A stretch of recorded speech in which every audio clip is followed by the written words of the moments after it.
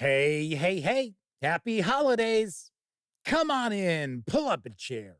The Gaming Gang Dispatch is in the air.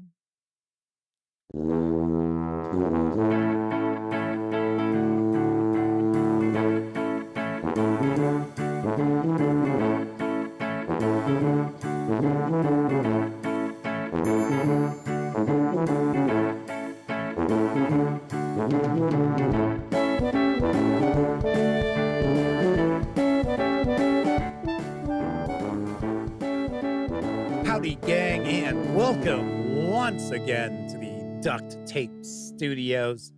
I'm Jeff McAleer, your host, here at the Gaming Gang Dispatch, brought to you by, shockingly enough, not only thegaminggang.com, of which I happen to be the founder and editor-in-chief, but also Roll for Combat and their Year of Titans Kickstarter, which is wrapping up tonight. It's your last chance to get on board. We will talk about that in just a little bit. Welcome aboard, everybody. Tonight is Thursday, December 12th, 2024. This is live stream number 1132. If you're not overly familiar with the show, let me point out, super casual around here. Just hanging out, having some fun, talking about the latest in tabletop gaming news, and then I'll usually pontificate about a topic related to our hobby. And tonight, we are going to continue my series about building a fantasy role-playing game. So this is the third episode in that series. And tonight, we are going to talk about some of my thoughts about magic and what I would incorporate into this game that we're building. So stay tuned for that. That'll be after the tabletop gaming news. But of course, when you're not watching videos on the Gaming Gang channel, be sure to visit the newly redesigned thegaminggang.com. Yes, where you're going to find plenty of news, reviews, and a whole lot more you are not going to see here on YouTube. You know the drill. Get your geek on at thegaminggang.com. And of course, because this is a live show, that means there is chat available. It's not on screen. That's one of the ways I keep some of the more unusual commenters at bay. And you must be a subscriber to take part in chats. Yes, you must be a subscriber for at least 10 minutes. My God, it's like a whole lifetime for a mayfly, maybe, in order to take part in chat. But if you check both those boxes, you want to say howdy, maybe get a question, a comment, by all means, chime in.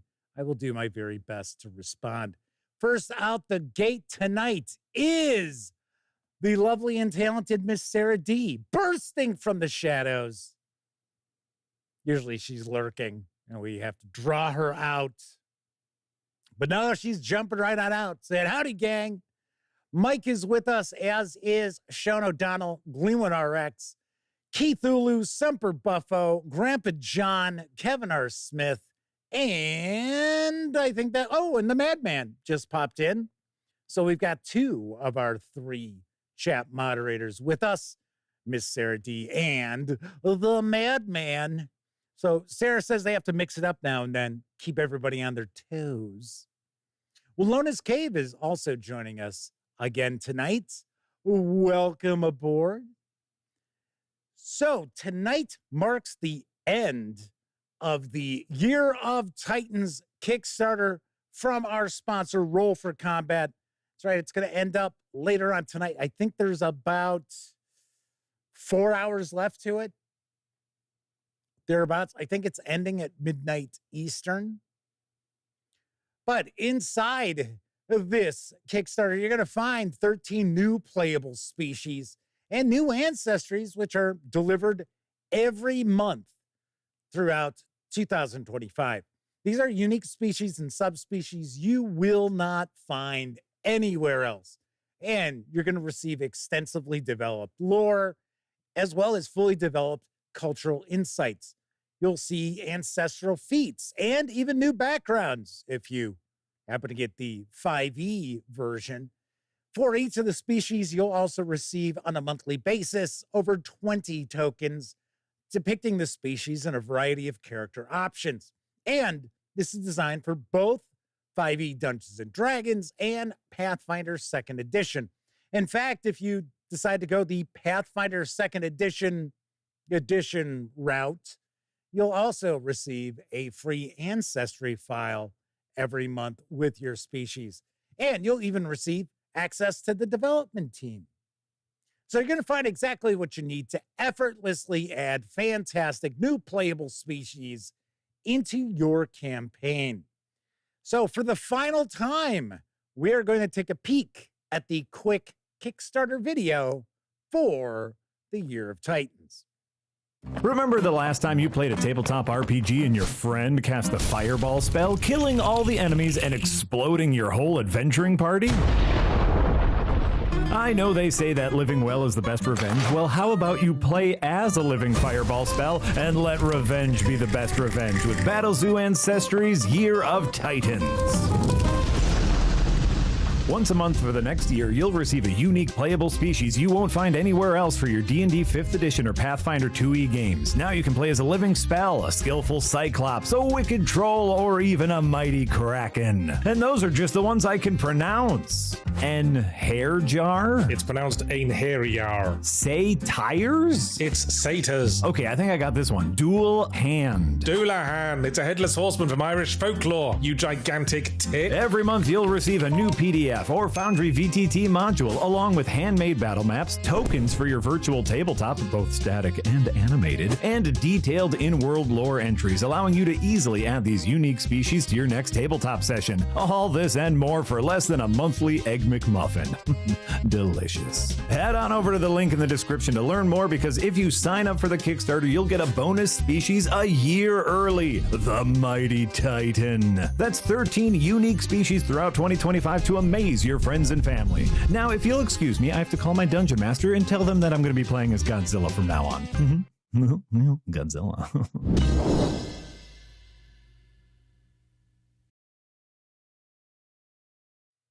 The Kickstarter is over 1,000% funded, and you can receive your very own Year of Titans for either Dungeons and Dragons or Pathfinder 2nd Edition in PDF, or for the Foundry Virtual Tabletop for a $59 pledge. If you want to get both the PDFs and the VTT elements together for your flavor of choice, you can do so for a pledge of $99 through this evening, and then that'll be it. And you will start receiving your species in January. In fact, they'll be kicking off with two species in the month. Very nice.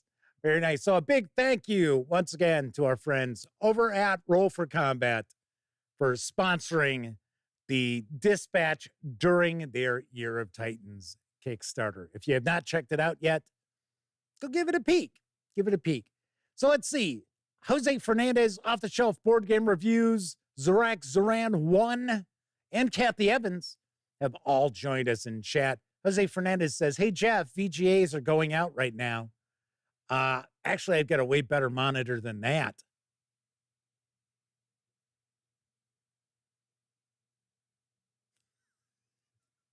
Actually, I don't know what you mean by VGA. I'm like, VGAs. What is it? Watch, it's probably something like super obvious where I'll be like, oh, really? Why did I not catch up on that? I don't know. I don't know. All righty. Jose Fernandez says, you got a good chuckle out of me for that one. Was it the long drawn out pause there? Oh, video game awards. Oh, yeah. Okay. Oh, hey, speaking of video games, which, you know, I don't talk much about. Every once in a while, I might refer to a video game, but Epic Games Store has kicked off their mystery games throughout the holidays. and it is Lord of the Rings Return to Moria, which I have heard so-so reviews for. So that is your free game for this week. And then a week from today, they will start their every day with a free computer game, free PC game. And in past years, there's been some really rocking offers. In fact, one year, I think this is, if I remember right, I think it was 2 years ago.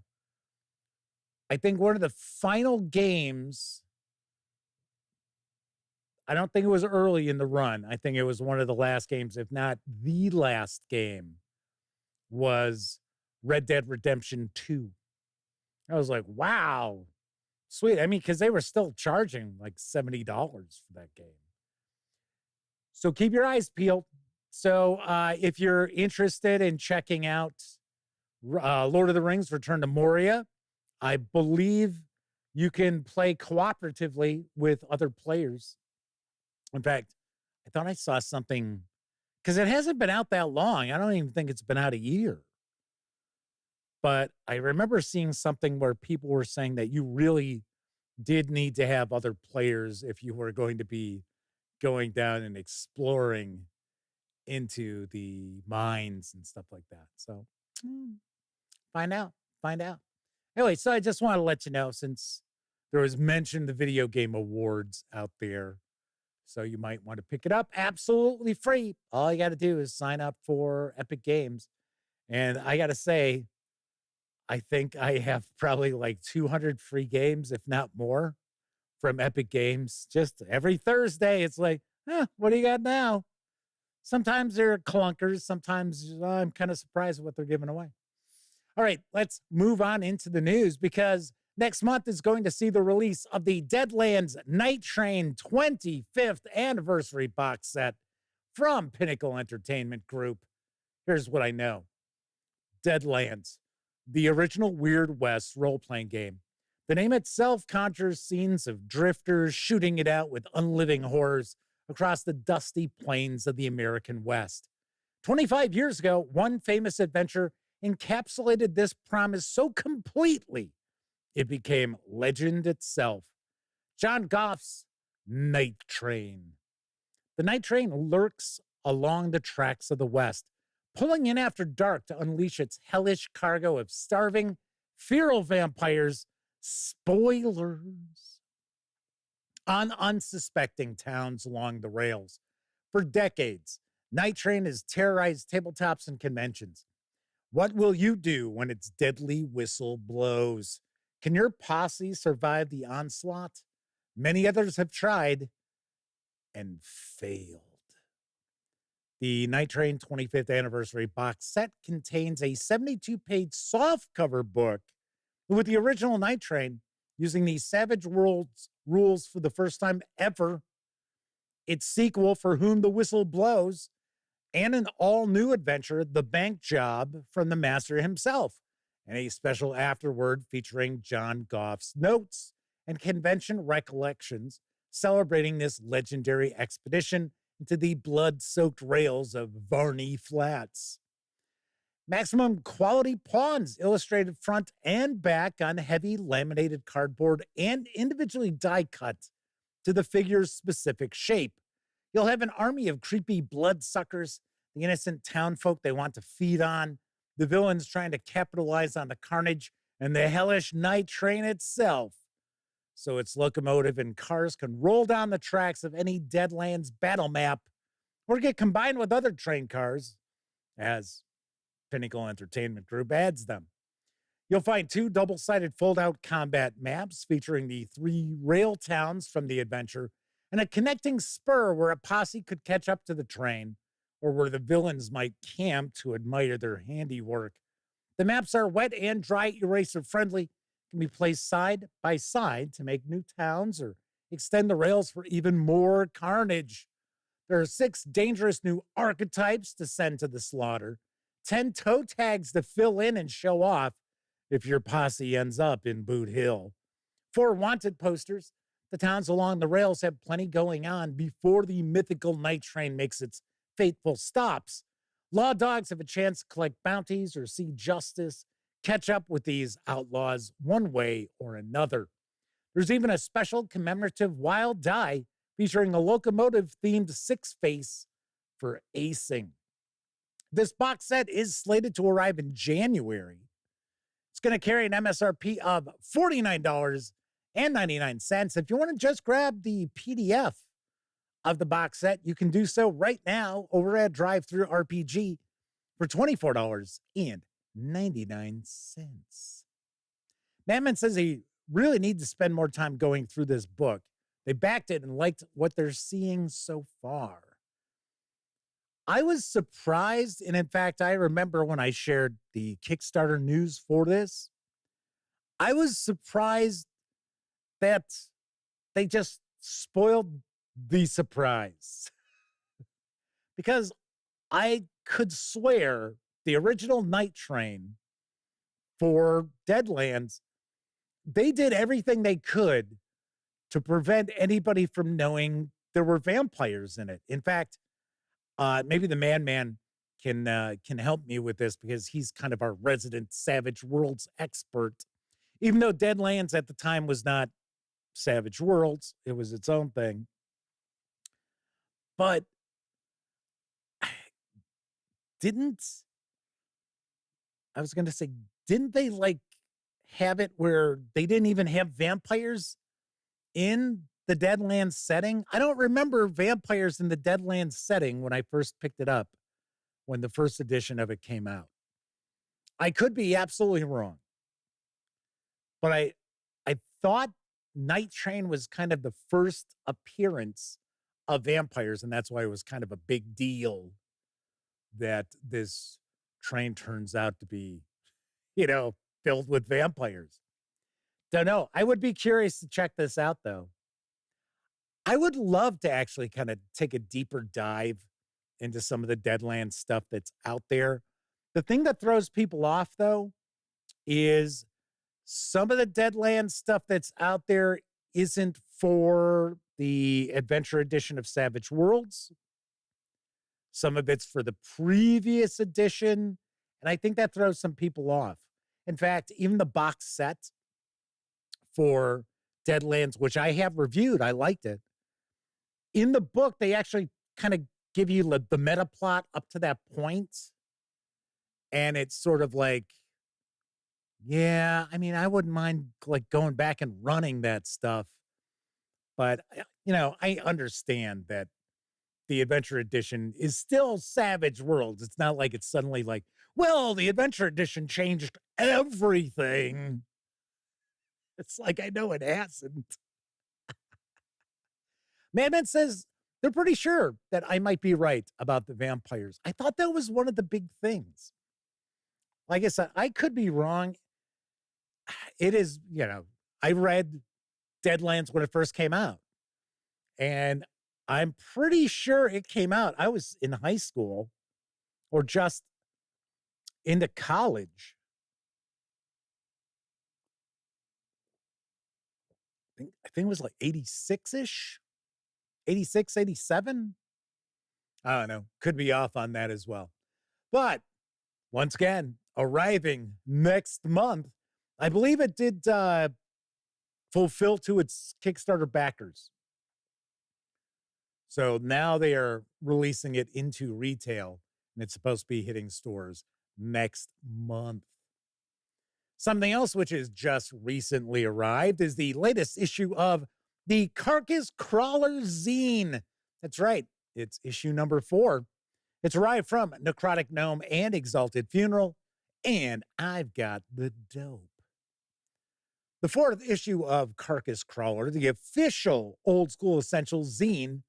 Each issue is packed with new material for your games, including new character classes and races, new spells and magic items, new monsters, optional and expanded rules, referee advice, previews of in-development products, short adventures, and more.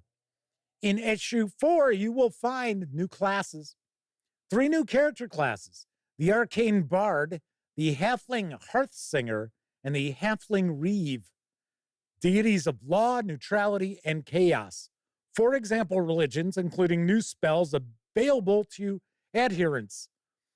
Terrors of the Dark, 8 new monsters of the deep places of the earth.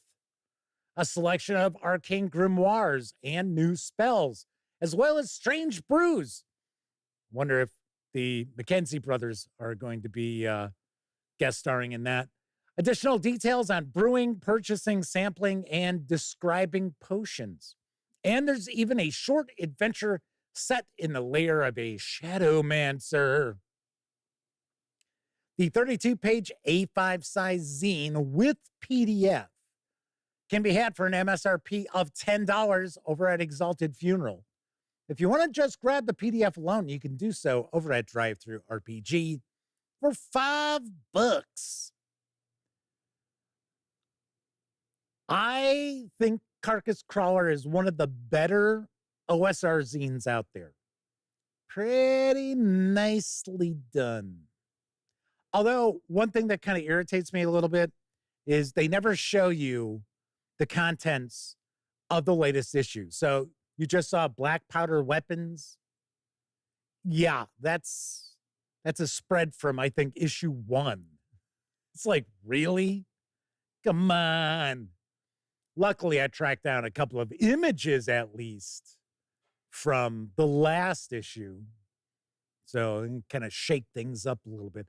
But yeah, the kineticist and the black powder rules, I swear, are from issue number 1.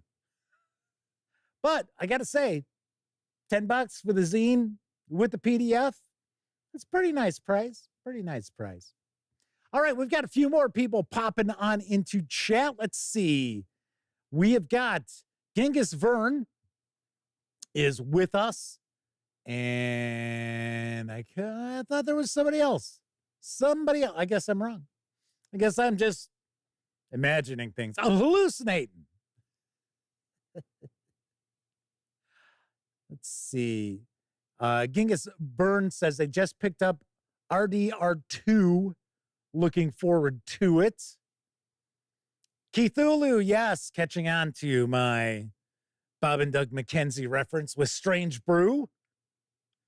I remember going and seeing that with my best friend Elliot Miller, and we liked it, but we knew that it was kind of a clunker. But still, my favorite part is the mouse in a bottle. That was, and it's right at the beginning of the movie, and that is my absolute favorite part. The rest of it's kind of goofy. I mean, the whole movie's kind of goofy, but it's not bizarre. I mean, in some ways, it's kind of bizarre, but it's not as bizarre as, say, the first half of, God, now I can't remember the movie. We talked about it a few weeks ago, where it's like, Better Off Dead. It's like the first half of it is this super bizarre, well, what was everybody who was writing this stoned or something? And then the second half is just teenage comedy, typical teenage comedy. It's like, what? All right, on to our next news piece. Right now, you can pre-order the Dungeon Crawl Classics Tome of Adventure Volume 4, The Purple Planet from Goodman Games. I've got the skinny. Prepare for Harley Stroh's Sword and Planet fantasy epic. Your characters are cast across the cosmos to a foreign world, left to die beneath a weirdling sun and its sickening rays. Their survival depends as much upon a quick wit as a quick blade. Even the finest chain hauberk must fail beneath the crush of an alien horde. Dungeon Crawl Classics role-playing game Tome of Adventure Volume 4 is a level 4 exploration-style adventure spanning scores of leagues. On a purple planet, your characters cross hundreds of miles of alien wasteland where they face predatory creatures, deadly mushroom jungles, and thousands of vicious, savage man-beasts locked in an endless war. In the course of the sprawling hex crawl, characters have the opportunity to assume mastery of their own war bands, pit faction against faction. Plumb ancient burial mounds. Respect the age-old taboos. And experiment with deadly artifacts, the remnants of the last war. How characters meet each challenge determines whether they discover the secrets to returning home or slip beneath the sands of the wastes, succumbing to the perils of the purple planet. For those few with the courage to remain, you are offered a world for the conquering. This hardcover includes all the material from the long out of print Dungeon Crawl Classics number 84 box set with the core adventure Peril on the Purple Planet, as well as Tombs of the Ancients, the Purple Planet Companion with Lost Tech, a Bestiary, and more. Escape from the Purple Planet, and really everything else. The standalone adventures, originally published as 84.1, The Rock Awakens, 84.2, Synthetic Swordsman of the Purple Planet, and 84.3, Sky Masters of the Purple Planet, as well as Chessmen of the Purple Planet, an all-new adventure by Harley Stroh. There's a complete glossography of the Yathoth, finally compiled into one document, Invasion of the Purple Planet, an adventure originally published in the German edition and now available in English for the very first time. This 200-page hardcover with PDF is going to carry an MSRP of $49.99. According to distributors, this is supposed to be out December 18th. Just like they've indicated, that's the same thing for the other 2 volumes of the adventure or tome of adventure that are coming out. But according to Goodman Games, they're saying this isn't going out until January. Don't know. I do not know. I will say I am kind of surprised that they made this a tome of adventure volume. Just like I'm kind of surprised they did that with Lankmar. Because the first volume, as far as the tomes of adventure go, is the first Dungeon Crawl Classics adventures that actually utilized Dungeon Crawl Classics. Because prior to, what is it, 68? 67.5, something like that. All of those other Dungeon Crawl Classics were all for D&D. So the first volume collected the first 7. The second volume collected the next 7. And then I shared the news for volume 3 yesterday, and that's Lankmar. So I thought that was kind of odd. Why wouldn't they just do a Dungeon Crawl Classics Lankmar volume 1? And then they got the Purple Planet. Should have just, at least in my opinion, been Dungeon Crawl Classics, the Purple Planet hardcover. Because if you had a book sitting on your shelf and it says volume 4, but you don't have the other volumes, it just looks weird. I mean, that's just me. Just me. Kevin King is hanging with us tonight. Says the new Chessman title is actually a callback to a John Carter of Mars novel.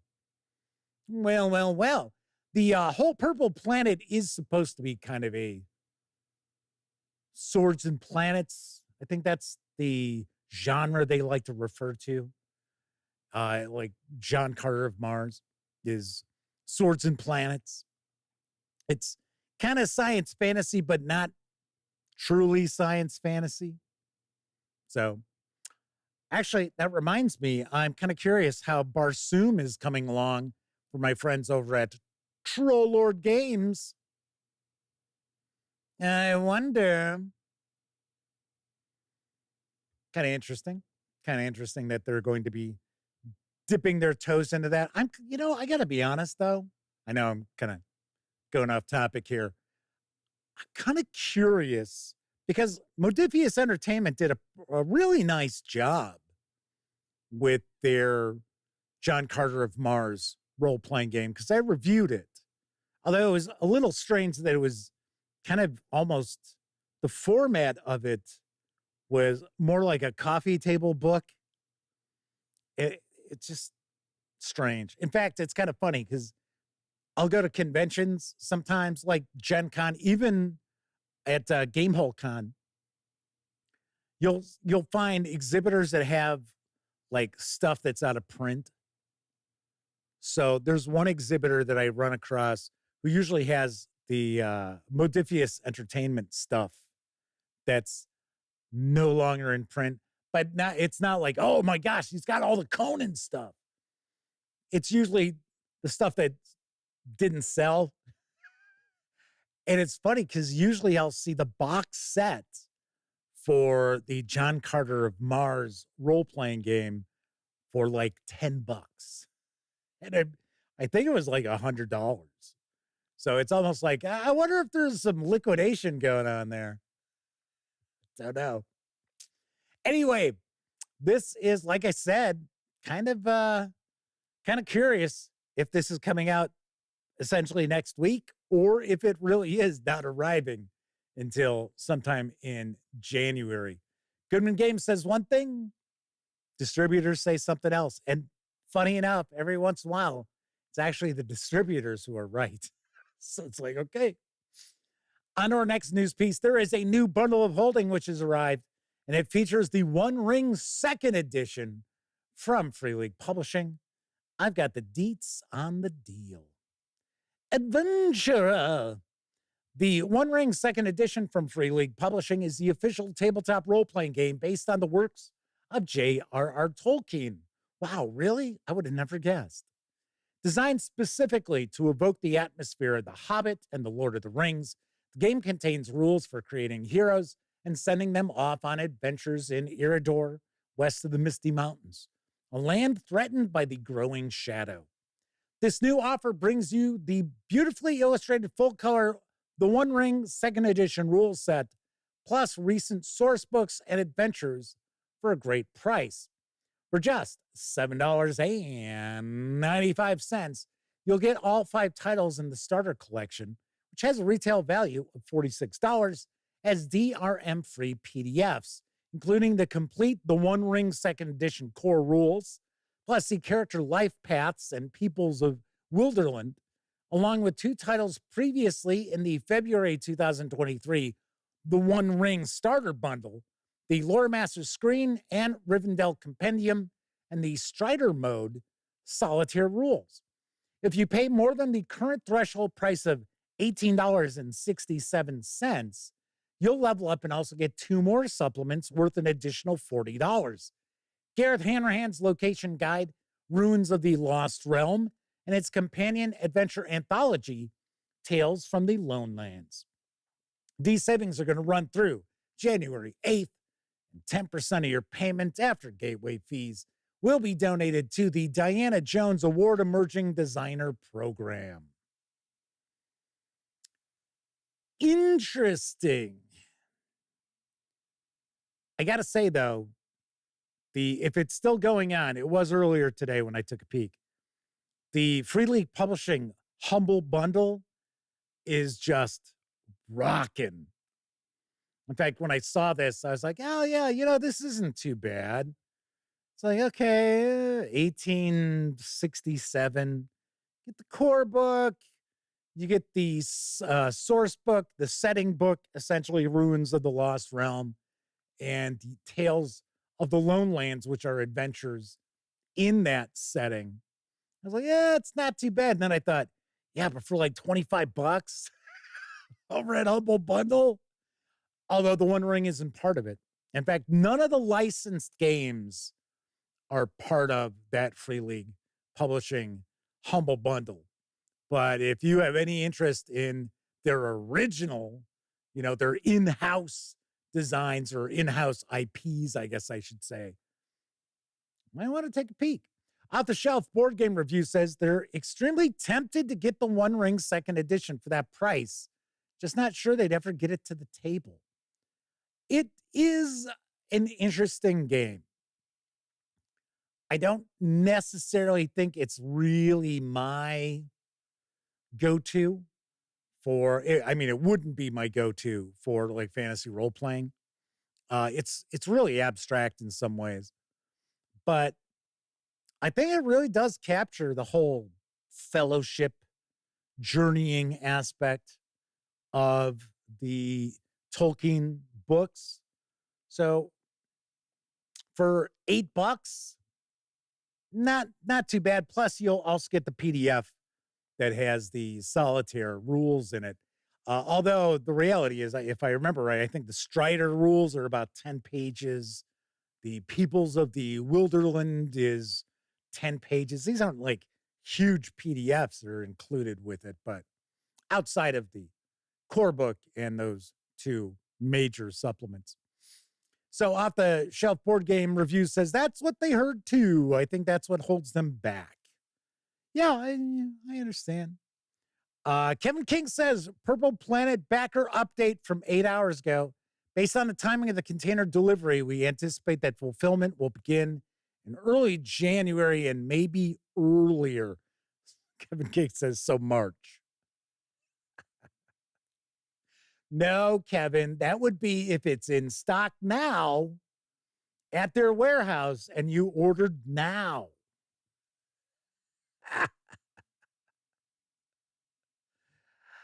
Our final news piece of the evening. Cubicle 7 Games is now taking pre-orders for the latest Warhammer Fantasy Roleplay supplement.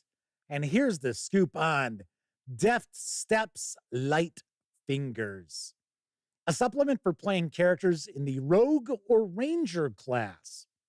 The old world is home to many rogues, individuals who make their living by preying upon their fellow citizens, whether driven to crime through poverty, sloth, desperation, or malice.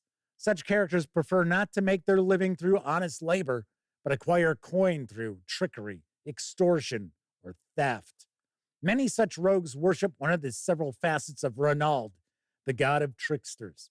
Whilst not a forbidden divinity as such, the worship of Ronald is far from respectable and banned in many provinces. Rangers are those who make their living traveling the wild places of the old world and living off the land. They face many dangers in the wilderness, but the skills practiced by those who rove the countryside are invaluable to adventuring parties. Tal, the god of the wild, is often beseeched by rangers and their ilk, and his cult is described in detail. For those who are skilled in hunting with a bow or with traps, the business of hunting may prove a lucrative pursuit. You've got new careers such as the forger, mule skinner, poacher, gamekeeper, and specialized priests of Tal and Ronald. New miracles of Tal and Ronald. Ideas for carrying out thefts, confidence tricks, and forgeries. New endeavors and events tied to long-term criminal activity. The business of organized crime and running a criminal gang. A guide for what happens when laws are broken, including rules for trials. Rules for tracking through the wilderness, as well as a guide to hunting and poaching in the Empire. This 144-page hardcover with PDF can be pre-ordered for $39.99.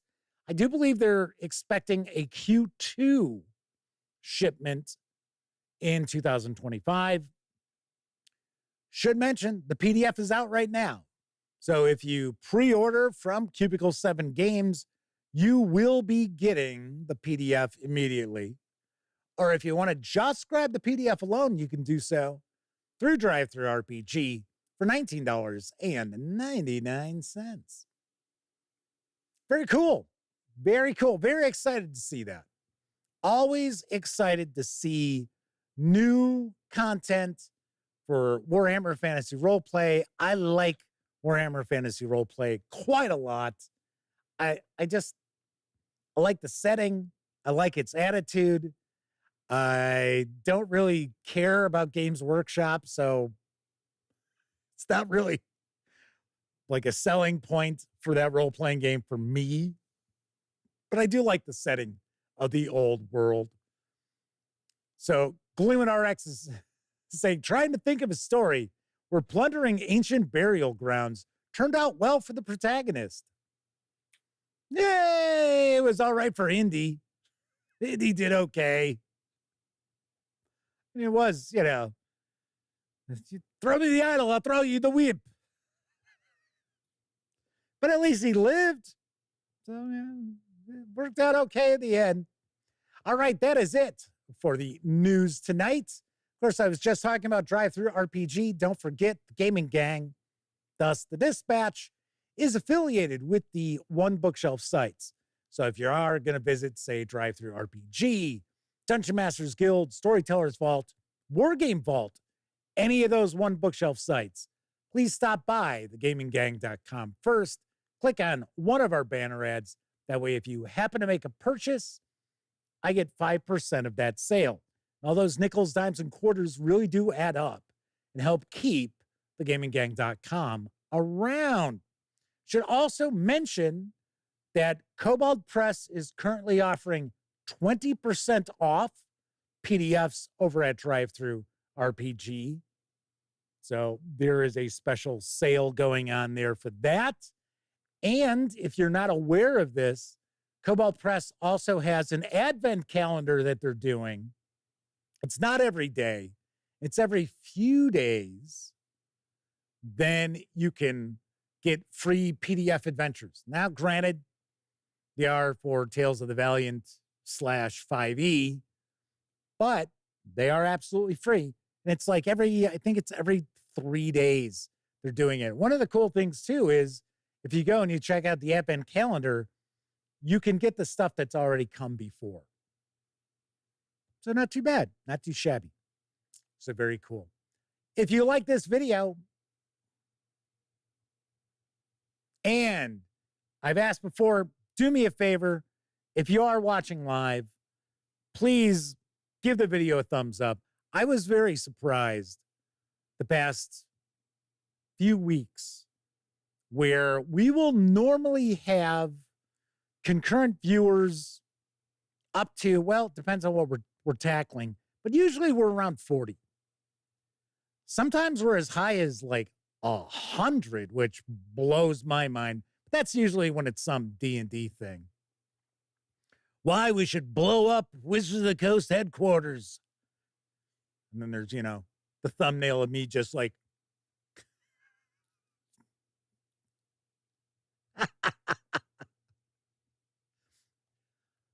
but weirdly enough, it'll be like 20 likes. It's like, really? So sadly, there are a good number of people who watch, and they probably watch quite regularly, who don't even give the video a thumbs up.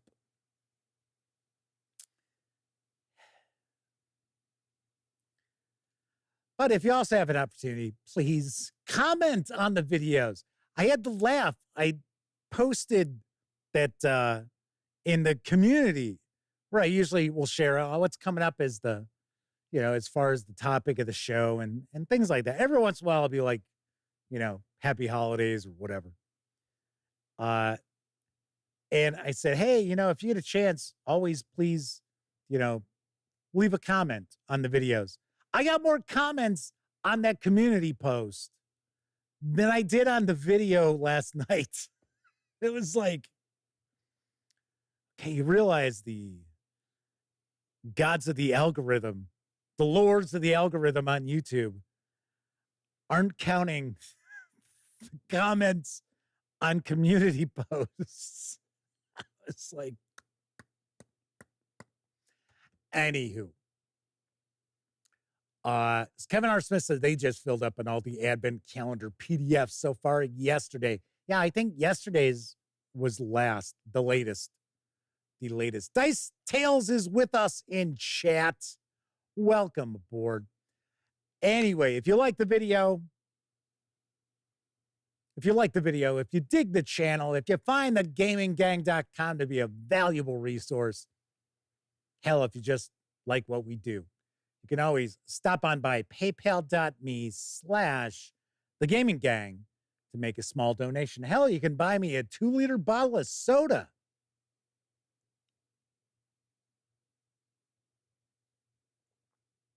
Oh, that's spicy. Not really. And there are some of you out there who actually stop on by paypal.me/thegaminggang and make not small donations. such as our good friend of the show, the Madman, my buddy from high school, Scott Weigel, as well as Joshua Edwards and John Webster, all recently popped on by and made very generous donations. Thank you very, very much. Appreciate any of you who use those banner ads or swing on over to paypal.me. It is really appreciated. And I also appreciate if you comment and like the videos. Pretty easy. Just, I'm always trying to grow the channel, and I get people commenting all the time. They're like, really surprised you don't have more people subscribed. Really surprised you don't get more views on your videos. And I'm like, yeah, but I'm not going to go out there and like pay some ass clowns to like send me fake subscribers or do fake views. It's just not my style. It's not the way I've ever operated. So there is that. So tonight we are actually going to be discussing how do we create a fantasy role-playing game. Yes, the series continues this evening, and we are going to talk about my thoughts on magic in the system. I think some of you folks might like the ideas I've got. No fancy and magic right there. Going to tell you that right up front. So if that's something that's a, deal breaker, then the deal has been broke. Lord Cost 2000 is popping on in to chat. Mike says, you'd be surprised what I could do with my thumbs up. Hey, this is a fucking family show, man. Not really. It's one of the reasons why I drop F-bombs from time to time.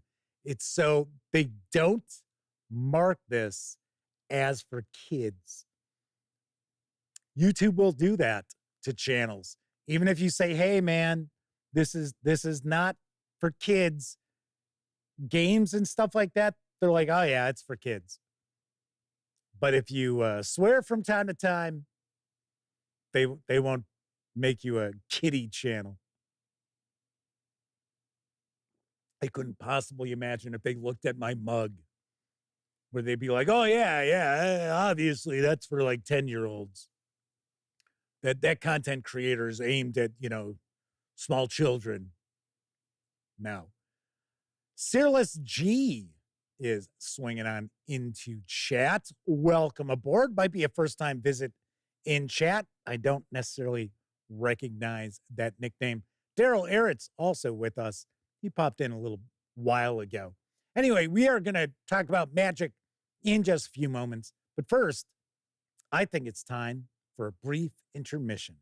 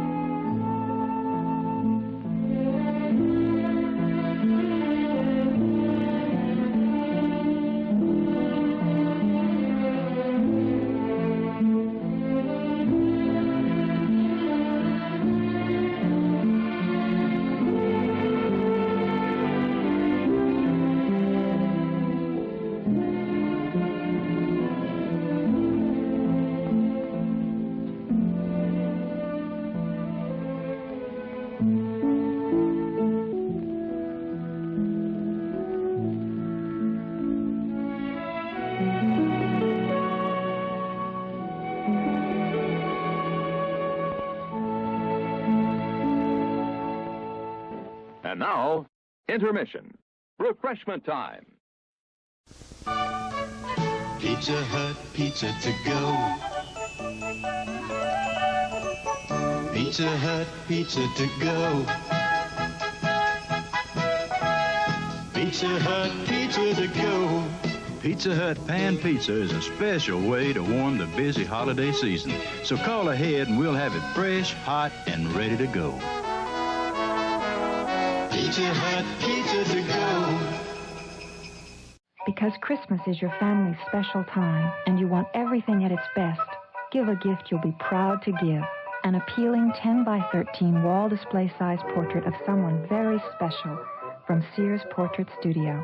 Right now, you can get a package of 14 gift portraits, including the wall portrait, for $19.95. But hurry, December 11th is the last day to get Sears portraits taken in time for Christmas gifts. Trust Sears Portrait Studio for your Christmas portraits. It's like living a storybook adventure beyond your wildest imagination. From the North Pole of Fantasyland comes a feature-length fable with the most enchanting characters in the whole wide world, headed by the white-whiskered fellow who's the granddaddy of them all.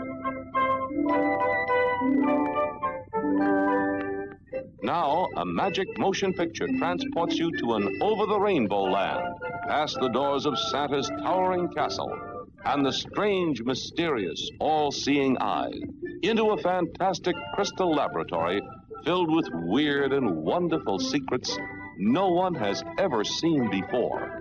You'll see them all, and you'll discover how Santa can watch every child on Earth and every good or bad thing they do.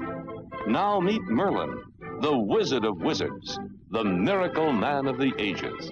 Two for the show. Away we go. Hurry, Mr. Merlin. This is no time to play horses. Come face to face with the devil himself, a mischievous demon determined to mess things up as much as he can. It's yours. Nobody saw you take it, Lupita. They have more and they won't miss it. What does one little doll matter, don't you see? Leave it to that devilish trickster to sidetrack Santa up a tree. Watch the jolly hijinks of Santa Claus as he decides to fight fire with fire. Oh ho, a cannon. Ouch! Oh! Oh! You won't want to miss the entertainment wonder of the ages, the treat of a lifetime for anyone who has ever believed there really is a Santa Claus. It's almost date, and Santa Claus hasn't come. Sleep now, darling. Sleep now and you will see. Maybe when you wake up, you'll find it, darling. You'll see more wonders than you can wave a wand at as a dazzling panorama unfolds before your startled eyes.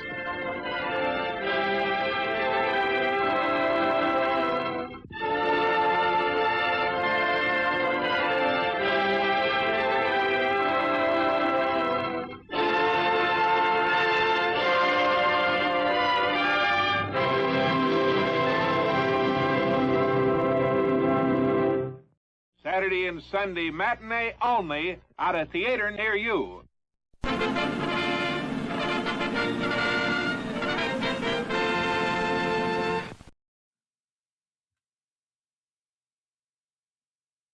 How many of you out there, raise your hands, watch that trailer and within 20 seconds were like, what the fuck is this? It's like, oh, look at the terrifying all-seeing eye and then Santa's glory hole. It's like, then it gets crazier from there. I do believe that it was a Mexican movie that was dubbed into English. Wacky stuff. Oh, and I apologize. You guys missed out on the Sears Portrait Studio special by a day. Keith Hulu says, you want to shout, what kind of fresh hell is this? Kevin King had mentioned Sears Portraits so the cops can find your latchkey kid when you notice they've been gone a week. Yeah, I got hang on. I got a picture of Jimmy. Yeah, it's from a couple of years ago. It was from the portrait studio at Sears. Yeah, this is when Jimmy's 9 now. This is when he was 6. Not very helpful. Not very helpful. All righty. So tonight we're going to continue our Let's Build a Fantasy Role-Playing Game series. Quick recap. So we are going for kind of an old school flavor, but we are not aiming for a retro clone by any stretch of the imagination. So you may recall, if you watched the first couple of episodes in this series, that we are doing our traditional attributes. So we've got our strength, dexterity, constitution, intelligence, wisdom, and charisma, and a range of 3 to 18. Character creation, player's going to roll 3d6, have their totals, and then they'll be able to assign them to whatever attributes they want. So it's not, okay, so you're rolling your strength now, you're rolling your dex, so on and so forth. So our way of resolving action is going to be roll less than the attribute. We do have advantage and disadvantage, but we are not doing advantage, disadvantage as rolling additional 20-sided die. So we are going to use the 20-sided die for our action resolution, but our advantage, disadvantage is going to be various levels from a D4 to a D8. So that's kind of a recap a little bit. And we've also discussed, we'll probably get into this a little bit more in either the next episode or episode after that. And I think we're going to call them talents. So we were talking about various different things which will allow you to get advantage for doing different things, like we were talking about, like seafarer. So if you were doing something that was associated with being on a ship, you would get advantage for it, right? So I think we're going to call them talents, is how we're going to break that down. Anywho, yes, discussion of Eastman color. Actually, that Santa Claus trailer had some very nice colors to it. It had a lot of pop. But, so Kevin R. Smith said they didn't mention this, but they had a similar advantage, disadvantage system in their aborted first edition Pathfinder hack, except they used D4, D8, D12. I think the D10, D12, I don't even know if I'd want to get up to a D12. I could see disadvantage being a D10. If it's something that's like, wow, that is going to be, I don't want to say it, impossible. Because I am one of those kind of game masters where it's like, okay, that is flipping impossible for you to accomplish. I am not allowing you to roll dice. Well, come on, I'm going to roll percentile dice and I got a 1% chance. Nope. You have a 0% chance. Think of something else. You know, I'm going to jump to the moon. Anyway. But yes, I could see going like to a D10, going as high as a D10 for disadvantage. And one of the things that I mentioned, I think it was last week, is that I don't want to have a lot of advantage, disadvantage. I just want that to be available there, because if every roll is going to have some sort of additional die with it, then the concept of having a talent which makes you special, or having an ability that makes you more apt to succeed at something than anyone else, kind of wears thin if it's every single roll. So, but we'll get into the talents in a later video. So let's talk about magic. I kind of touched on this a little bit in last week's show. I do not want Fancy and Magic. I don't have a beef with Fancy and Magic. I actually like Jack Vance's stories, his Dying Earth stories. I know he's kind of an acquired taste for some folks, especially with his kind of anti-heroes. But I do like the Dying Earth stories. But I'm just not a fan of Fancy and Magic. If you're trying to simulate the Dying Earth, yeah, okay, I get that. But as far as, like D&D, no. So, as I mentioned last week, we're going to tie arcane magic into intelligence, which is fairly traditional. And then we're going to tie divine magic to charisma as opposed to wisdom. So charisma will be far more important because I want to try to avoid having a dump stat where it's like, oh yeah, I got this shit score. I'll just put it in charisma, which is what happens a lot of times. It's like, I'm playing a fighter anyway. I don't care about charisma. So I don't really want to have a dump stat. I don't want to have an attribute, I should say, where it's just never utilized. So as we had talked about with action resolution, charisma will have a lot to do with your social encounters. So, if you've got your party, you might have the character who's the face that has the high charisma. Maybe they happen to be your divine magic user. So I want to tie those in that way. As far as magic goes, you will roll to successfully cast a spell. And you'll be looking to roll under your associated attribute. So if you're an arcane caster, you're going to be looking to roll under your intelligence. If you are a divine caster, you're looking to roll under your charisma. And what I'm looking to do is I'm going to have, we can call them magic points, we can call them mana points, divine points, whatever, but it'll equal your score. So if you've got an intelligence of 16, then you would have 16 magic points. And those magic points will refresh every 24 hours.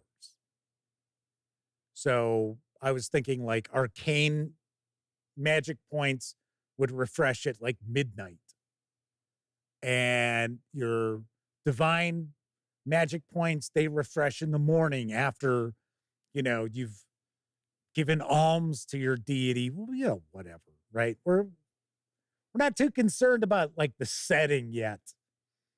Because one of the things I kind of want to do with this game is just make this, as I've already pointed out, pretty rules light and fairly genreless. So, I do want to make it epic fantasy. I want to make it high fantasy. But I also want to make it where, well, you know what? If you want to do more swords and sorcery, if you want to have more of a Conan the Barbarian vibe or Fafhrd and Grey Mouser vibe, then by all means, you'll certainly be able to. But then if you want to port over Dungeons and Dragons adventures or even Pathfinder adventures, that it won't be practically impossible to do so.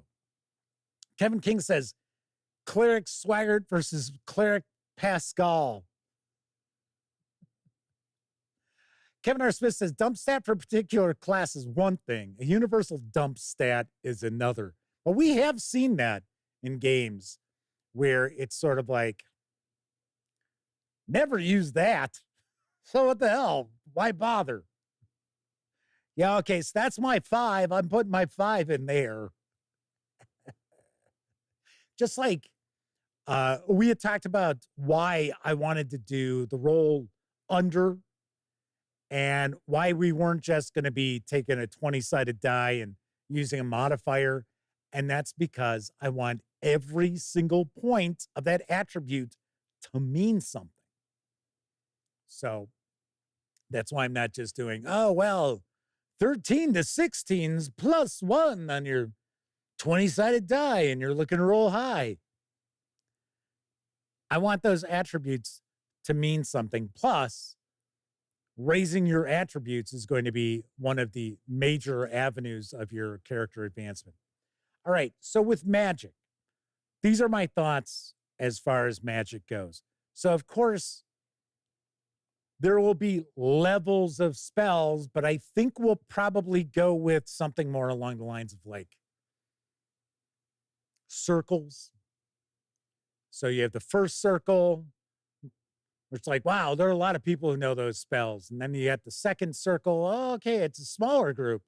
Third circle, fourth, fifth, whatever. Probably maybe go to like fifth or sixth. And one of your talents as a magic user or as a divine caster will be that your talent is in a circle, which will mean that you're able to cast spells of that level in that circle without disadvantage. So one thing that I like, and it's something that I like from, say, like Dungeon Crawl Classics, is that magic users can try to cast spells that aren't like level appropriate. So I like that. So what I was thinking is, as far as talents go, so your traditional wizard, because we're not going to have classes, we'll have archetypes where we'll have example builds. Like, oh, here's a build for a ranger, and here's a build for an assassin, and, you know, things like that as archetypes. But I like the fact that any character can be a magic user. But we want to make it where not every character is going to have access to magic. So obviously, it's like if you're looking to like multi-class, right? That you have to focus on something that's going to be your specialty. But if you wanted to be a wizard who has some martial skills, you can easily do that. You want to play more of a fighting man or woman, but also has a little bit of healing ability, you'll be able to do that. So Kevin R. Smith asks, circles equals schools of magic? No. Power, I would say the circles would represent the power level of the spells. Once again, I'm just trying to keep the rules relatively light. So, I mean, optionally, yeah, sure. You could have different schools of magic, and that's just another talent. So what I was looking at is that, say, like a first circle spell costs you 1 of your magic points to cast.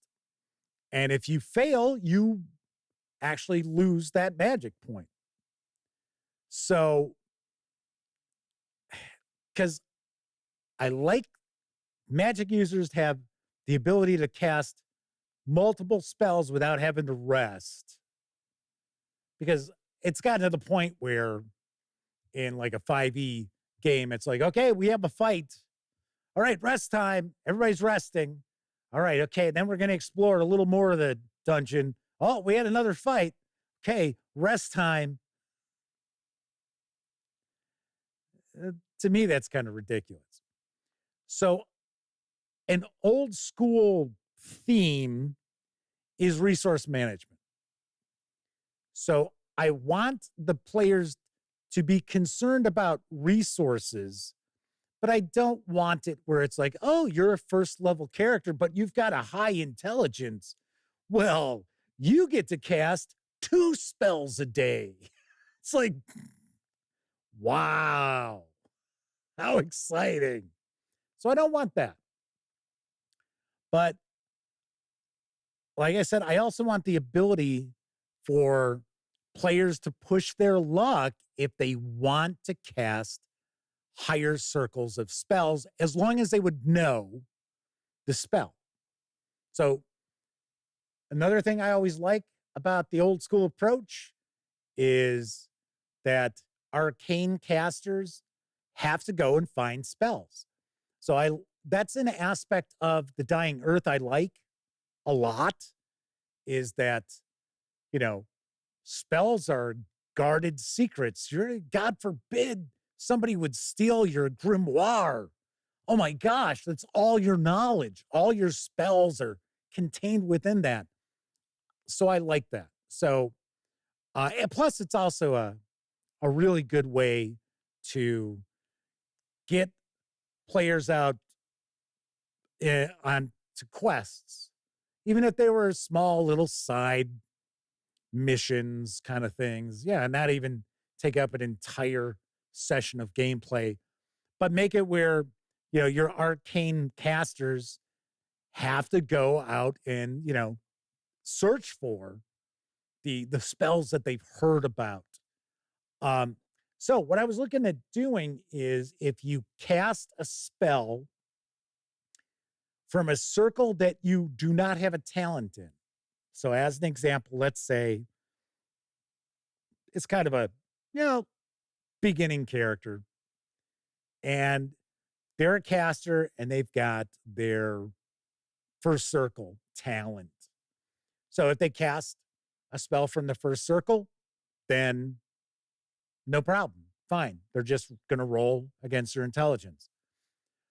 But if they were to try to cast a spell that they knew from the second circle, but they don't have that talent yet, then they're going to cast it with a disadvantage.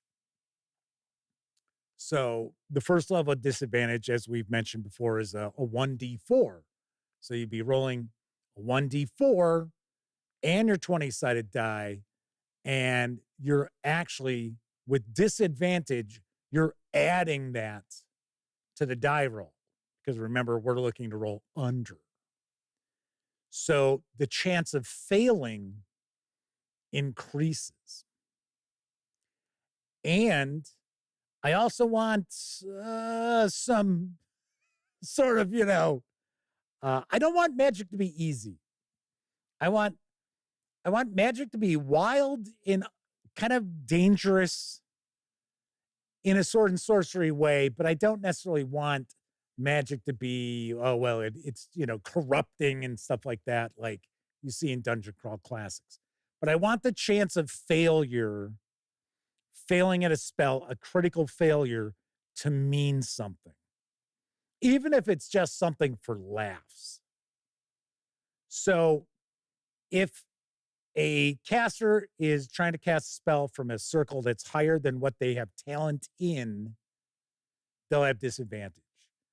And the number that they roll on that disadvantage die, because we've already talked previously, a 1 is a critical success, a 20 is a critical failure. The number that you roll on that disadvantage die increases the critical failure range. So if you rolled a 2, now your critical failure range is 18, 19, 20.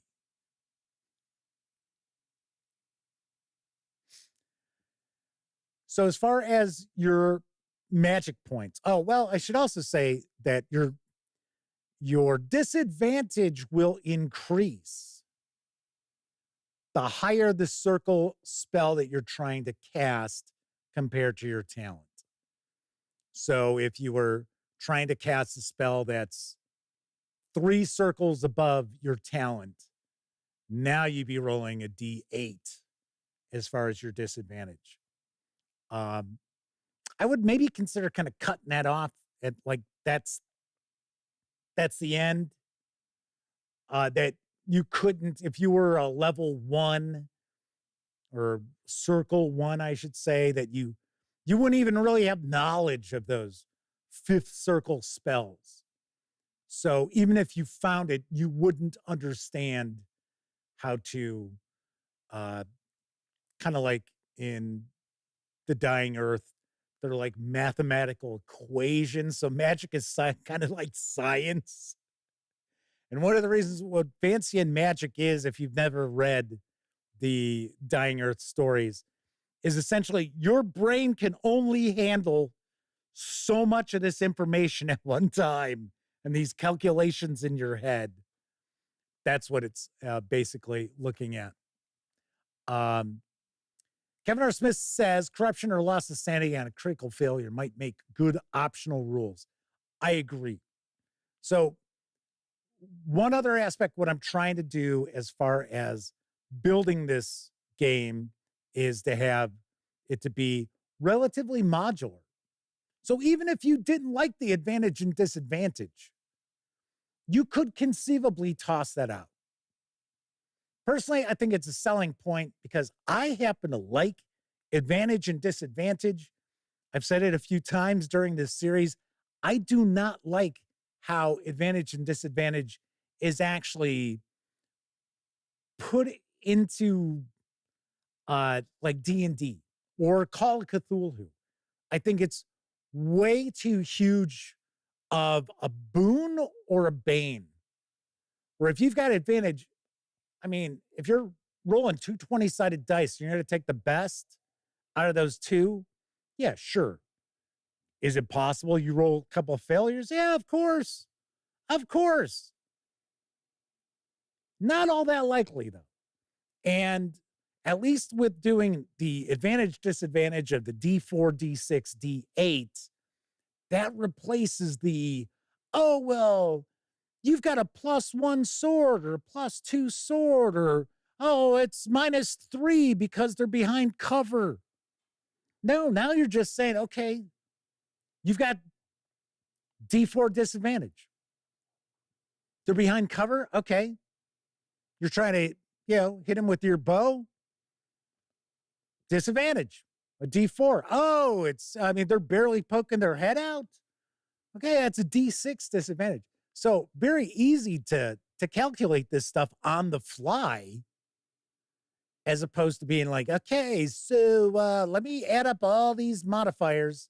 So it's +2, -1, +1, -4, +1/2.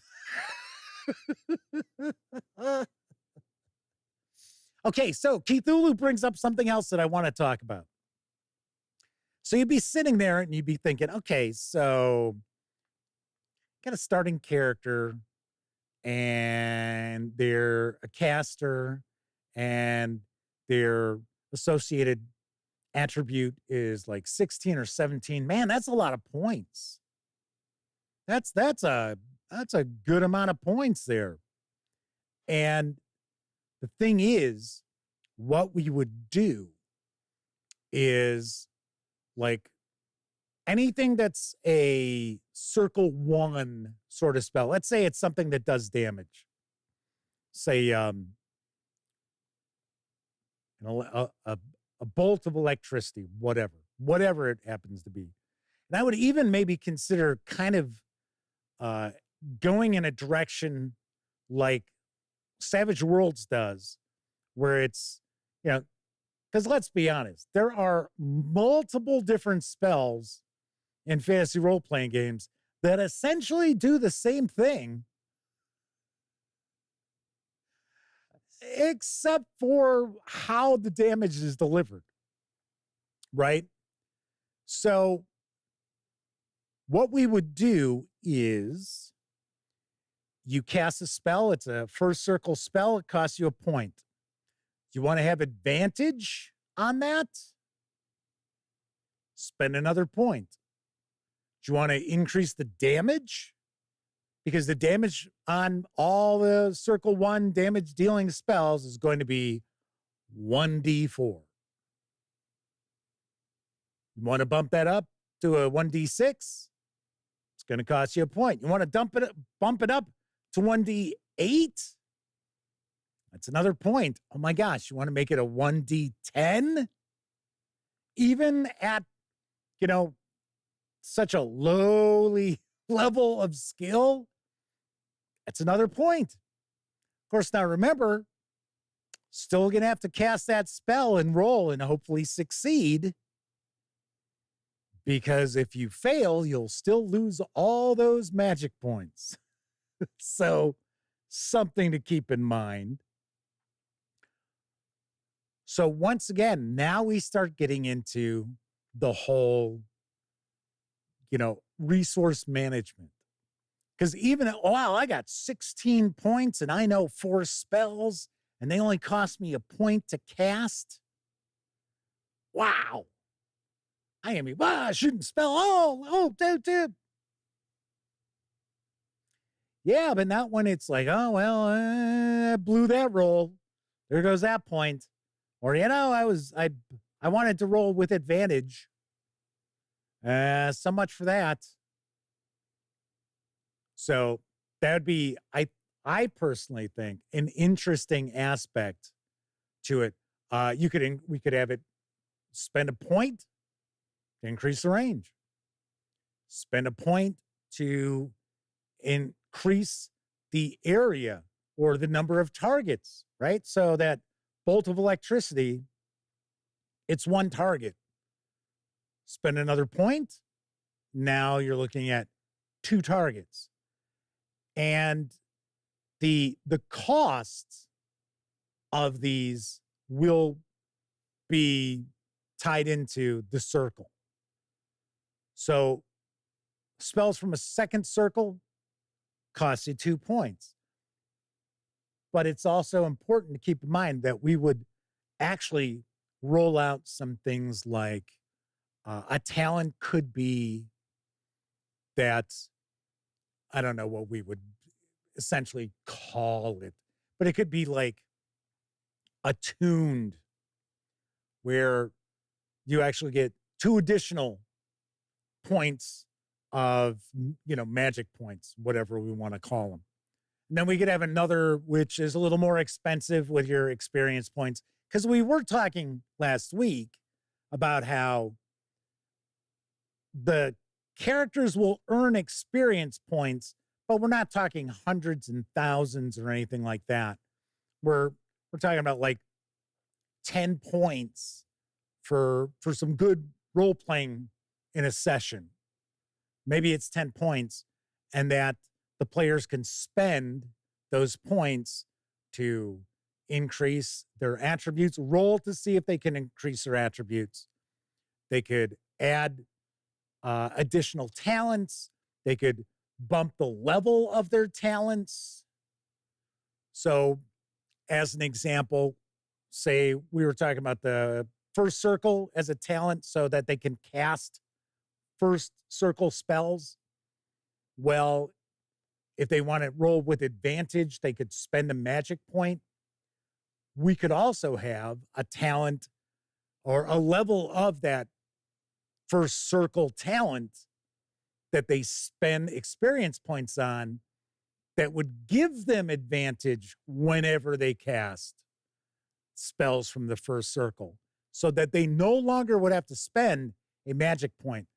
So essentially what I'd be looking to do is that the players have, if they're casters, they're going to have spells at their disposal. Because I think one of the things that have turned people off from like old school styled role-playing games, for the most part, is their use of Vancian magic, and that their characters, magic-using characters, can't do dick until they're of a particular level.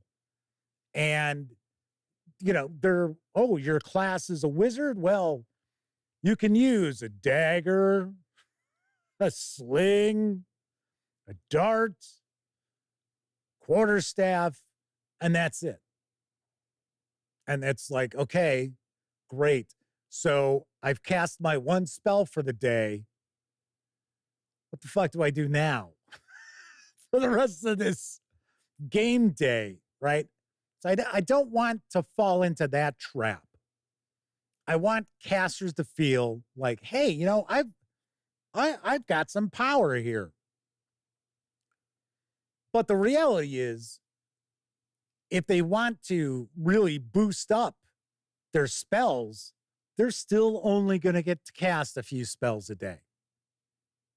So give them a lot of opportunity to kind of custom tailor the effects, the power, the duration of spells.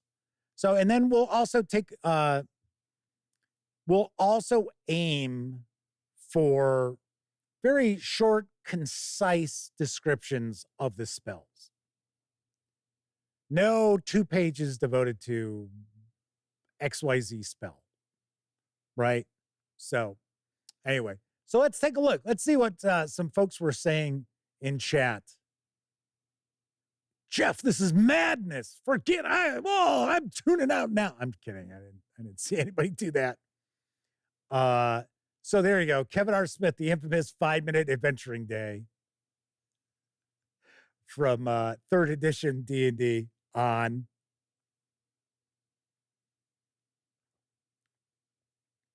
Kevin R. Smith says, in fact, a GM could pick the cost of magic for the campaign to determine exactly what happens on a critical failure. Once again, these talents open up opportunities for players and game masters to custom tailor the sort of game they want. So if they were looking to have a more sword and sorcery sort of experience where magic is very rare, then you can easily tweak what's available to them and do things like, okay, so the talent that gives you a bonus to your magic points, no, that's not in this setting.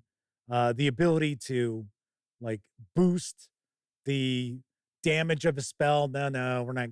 So that, it's going to allow people to custom tailor that to what they want to do. So yes, Keith Ulu was talking about, what about upcasting with greater disadvantage or increased critical failure range? So I talked about that. Kevin King says this mechanic would make it difficult to have a low magic setting. Every decade or century, someone would succeed on a ridiculous casting roll. Not sure what you mean by that, Kevin. So let's see what else. Madman says Savage Worlds has something similar. You cast a spell with modifiers that cost additional power points. Plus, Savage Worlds also has it where it's sort of like, okay, so this is the effect of the spell. This is essentially like Power Blast, right? Okay, I think that's actually the name of it. Power Blast. Well, okay, so what kind of Power Blast is it?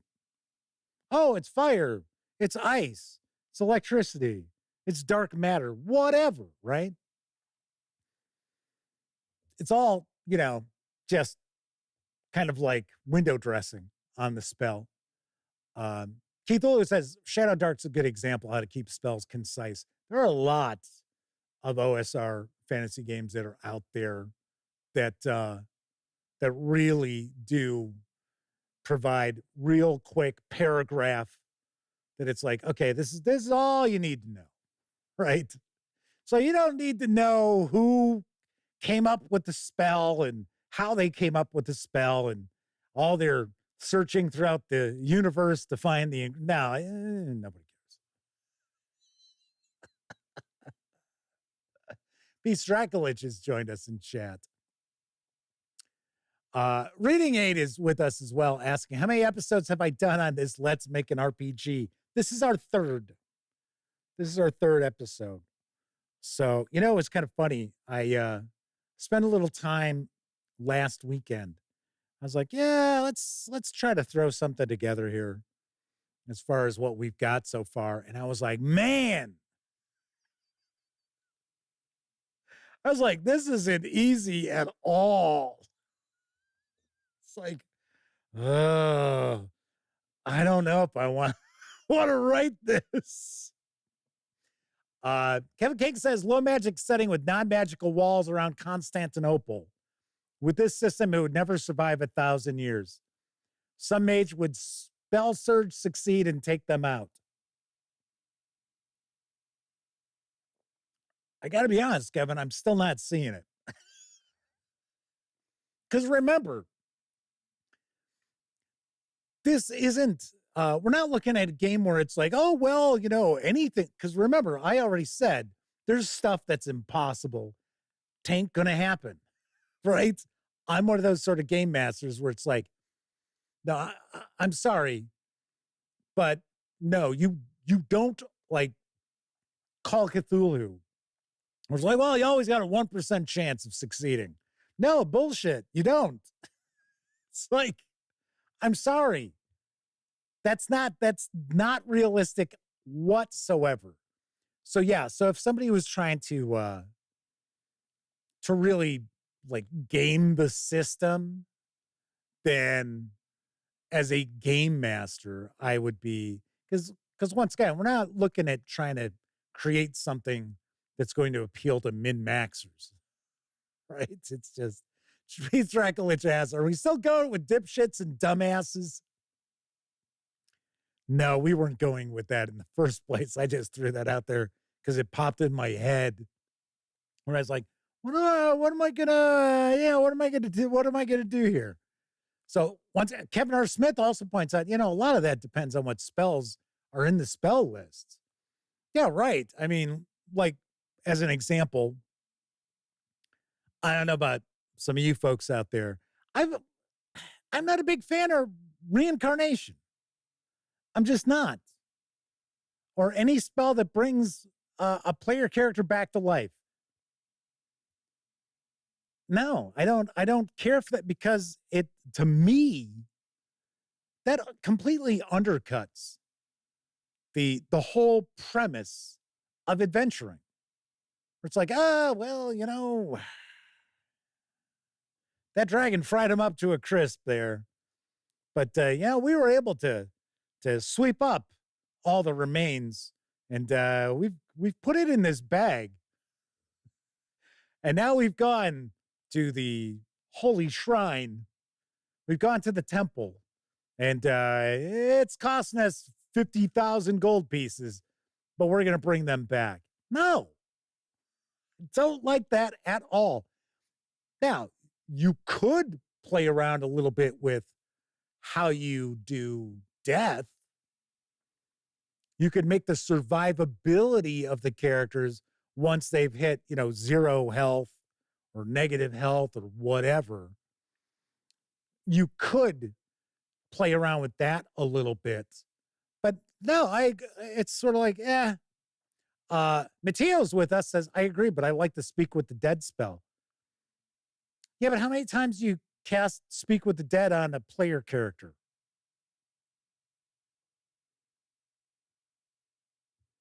So I'm not saying that we don't have like necromancy and things like that. Oh gosh, no, I've got to have that. It's not going to be epic fantasy if we. Now, I'm not saying that I necessarily would be like, oh yeah, players can be necromancers. I don't know why that would be. I don't know if that would be, something that I'd be too keen on. I know a lot of people are. Hell, we just talked about it. I think it was on yesterday's show that's one of the new character classes that Paizo is playtesting right now is the necromancer. We can add those kind of spells. You got to remember too, it's not as if we have to include everything and the kitchen sink in this, right? So make this modular. Sean O'Donnell says, I don't know, if you aren't storming hell to bring back your buddy, are you really an adventurer? Now that's different though. Like you just said, you're storming the gates of hell to bring them back. That I don't have an issue with. It's the, Bob got himself killed again. Guess we gotta go put his corpse onto the mule and ride back into town so we can once again pay for him to be resurrected. That's what I'm not a fan of. Where it's sort of like, if the character gets killed, we could just have him resurrected. Big deal. So what? That's not an old school approach.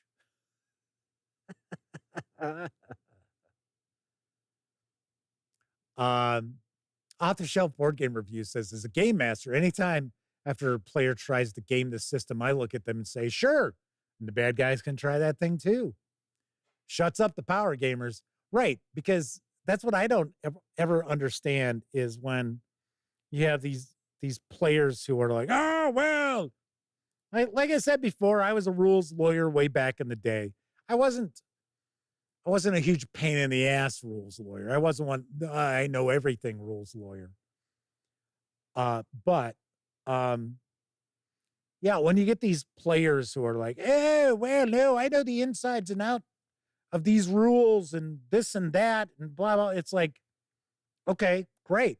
Tell you what, then you go run a game with other people, because that's not how I run my game. Because I am a game master where everybody at my table knows that I aim to be fair, and I really aim for everybody to have a really good time. But when I say something, I mean it. I'm not, it's like, no. So Matteo says, bring them back as a 1 hit point skeleton. Daryl asks, so as a spellcaster, what is the measure of character progression advancement? Okay, so some of the things we would look at as far as a spellcaster would be the ability to craft your own spells, which would not be available to you right off the bat. Just simply because that would be a talent. That'd be a talent. Another talent would be creating magic items. Now, we're talking, this is pretty far down the line, but as far as your advancement, you are looking to increase, because remember, we're not looking to recreate Dungeons and Dragons classes. So, whereas, if you play a wizard in D&D, your focus on your advancement is all going to be casting related for the most part, where that wouldn't necessarily be the case here. Because you got to keep in mind also, we would have talents that are just everyday sort of backgrounds. I talked a little more about this when we were talking about action resolution. So as far as a spellcasting character, they would look like most magic users are supposed to be in fantasy stories, at least classic fantasy stories. They're all looking for the next more powerful thing, or power itself. So kind of,